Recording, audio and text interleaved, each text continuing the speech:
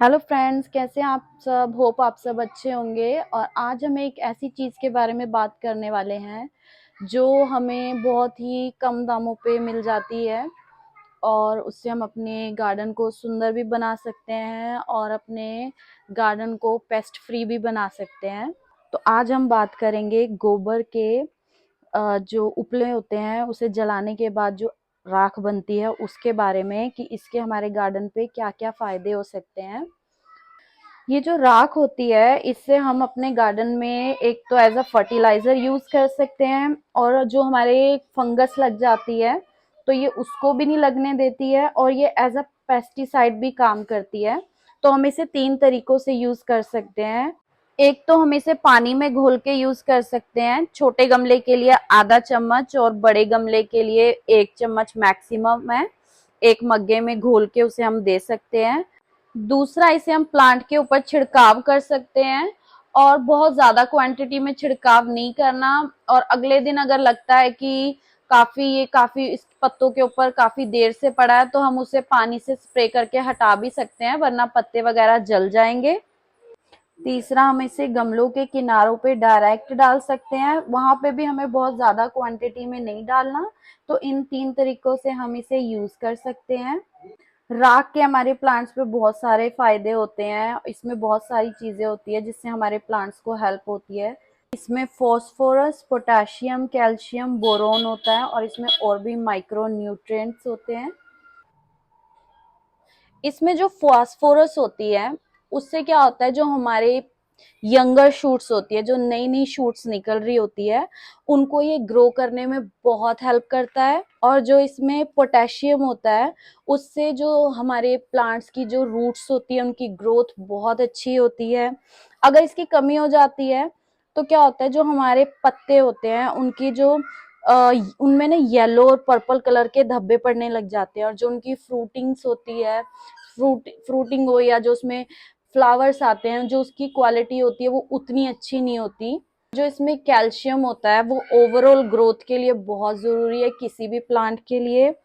और इसके अंदर बहुत ज्यादा एसेंशियल न्यूट्रिएंट्स होते हैं। जो कैल्शियम होता है वो हमारे प्लांट्स के लिए बहुत जरूरी है। तो इसके अंदर ऑलमोस्ट सारी चीजें हैं जिससे हमारे छोटे से छोटे प्लांट्स की ग्रोथ हो या बड़े प्लांट्स हो, उनका रूट सिस्टम हो, उन सब के लिए ये बहुत जरूरी होता है।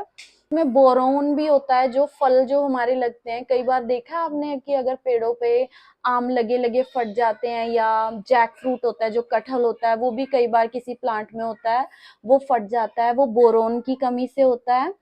तो इसमें ये सारी चीजें हैं जो हमारे किसी भी प्लांट को हेल्दी बनाने के लिए जरूरी होती हैं। अब बात करते हैं कि इन्हें हम किन प्लांट्स में यूज कर सकते हैं और किन में यूज नहीं कर सकते। तो जिन प्लांट्स को एसिडिक सॉइल पसंद होती है उसमें हम इसे इस्तेमाल नहीं कर सकते।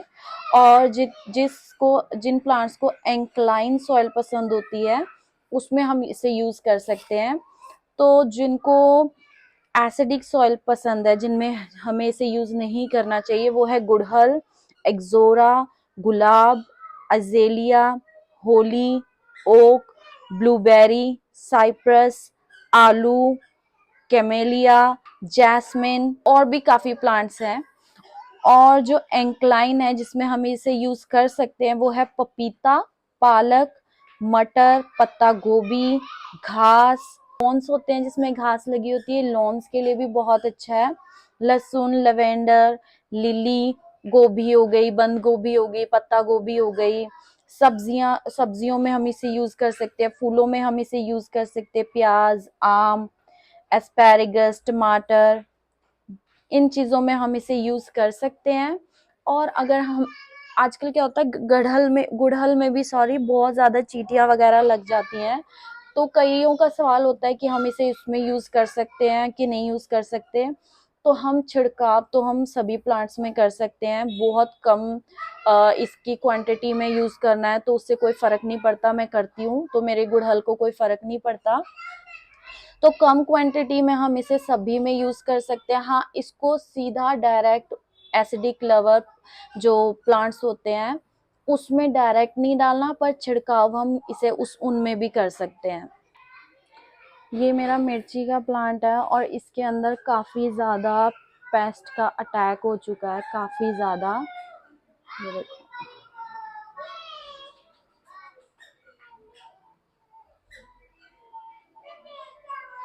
काफी इसमें पेस्ट अटैक हो चुका है। मैंने इसके ऊपर छिड़काव किया है 2-3 बारी, रिजल्ट तो अच्छे हैं, लेकिन ये इतना ज़्यादा इस पे अटैक हो चुका है कि मुझे डर है कि ये मेरे बाकी प्लांट्स में भी ना फैल जाए।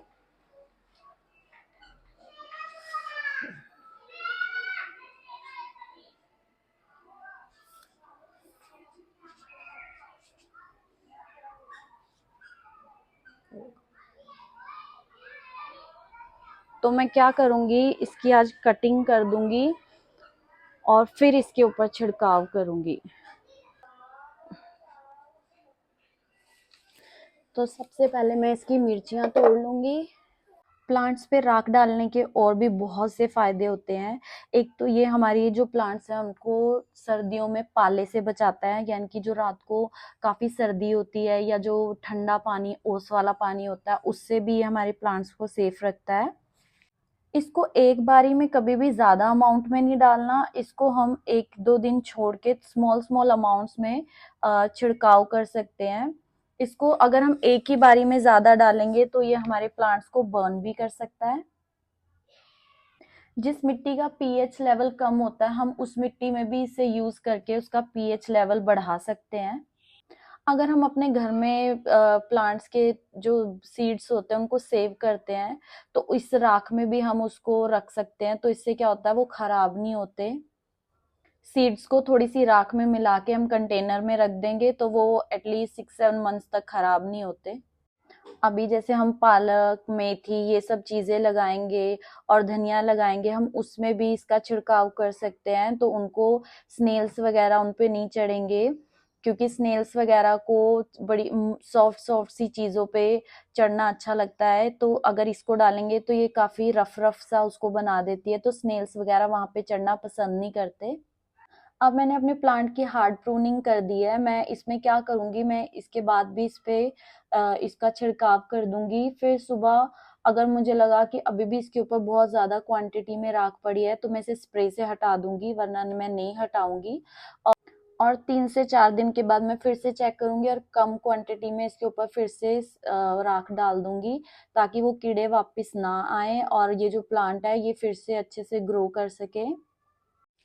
हमने जब ये गोबर की जो पाथी थी इसको जलाया था तो हमारे पूरे गार्डन में काफी अच्छे से धुआं ही धुआं हो गया था। तो उस दिन से अभी 4-5 दिन हो गया है, हमारे पूरे गार्डन में मच्छर वगैरह बहुत कम है। तो ये भी एक बहुत अच्छी चीज है कि अगर हम इसको जलाते हैं तो हम अपने गार्डन से मच्छर वगैरह को भगा सकते हैं। अब मैं इसके बेस में गुड़ाई कर चुकी हूँ और इसके बेस में भी थोड़ी सी राख डाल दूंगी और इसको ऐसे ही छोड़ दूंगी 2-3 दिन के लिए। और ये जो जितना भी कूड़ा निकला है इसे हमें कंपोस्ट बिन में या घर में नहीं डालना, इसको कहीं बाहर दूर फेंक के आऊंगी ताकि वो कीड़े वापस ना आए। तो बस आज के लिए इतना ही, फिर किसी और वीडियो में मिलूंगी, तब तक के लिए बाय।